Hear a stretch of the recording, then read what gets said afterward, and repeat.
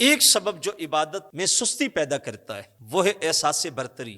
کسی کو اللہ دولت دے دے، ثروت دے دے، عزت دے دے، عظمت دے دے، اچھا گھر دے دے، اچھی گاڑی دے دے، اچھا لباس دے دے، تو وہ سمجھتا ہے کہ میں امیر گھرانے کا فرد ہوں اور اتنا میرا نام ہے شہر میں، تو اب میں اگر مسجد میں جاؤں گا اور وہاں سارے محلے کے غریب لوگ ہوں گے تو میں ان کی صفوں میں کھڑا ہوں گا تو میرا وقار تو مجروح ہو جائے گا اور میرا نام، میری شہرت، اس کو نقصان پہنچے گا۔ یہ تصور باطل اور فاسد ہے۔ ایک زمانہ تھا کہ ہمارے بڑے بڑے امراء دین میں سب سے آگے ہوتے تھے۔ اصل عزت کا معیار بھی یہی ہے۔ جب حضرت بختیار کاکی علیہ رحمہ کا جنازہ اٹھا اور جنازگاہ پہنچا، صفیں بن گئیں، تو آپ کا ایک مرید آگے بڑھا اور اس نے کہا کہ میرے شیخ کی ایک نصیحت تھی کہ میرا جنازہ وہ شخص پڑھائے جس میں 3 خوبیاں ہوں۔ پوچھا گیا کون کون سی؟ کہا پہلی خوبی اس میں یہ ہو کہ اس کی عصر کی سنتیں کبھی قضا نہ ہوئی ہوں، دوسری خوبی اس میں یہ ہو اس کی کوئی نماز تکبیر اولیٰ سے رہی نہ ہو، اور تیسری خوبی اس کی یہ ہو کہ اس نے کبھی کسی غیر محرم کو نہ دیکھا ہو۔ اب سارے جنازگاہ کے اندر سناٹا چھا گیا۔ اب ایسا کون ملے گا فرشتہ صرف؟ جب خاموشی چھا گئی تو پھر ایک شخص آگے بڑھا اور اس نے جنازے کی طرف دیکھ کے اتنا کہا، بابا خود چلے گئے ہو، ہمارا راز بھی فاش کر گئے ہو۔ اور پھر جو مصلی امامت پہ آ کے کھڑا ہوا زمانے نے دیکھا وہ کوئی معمولی شخص نہیں تھا،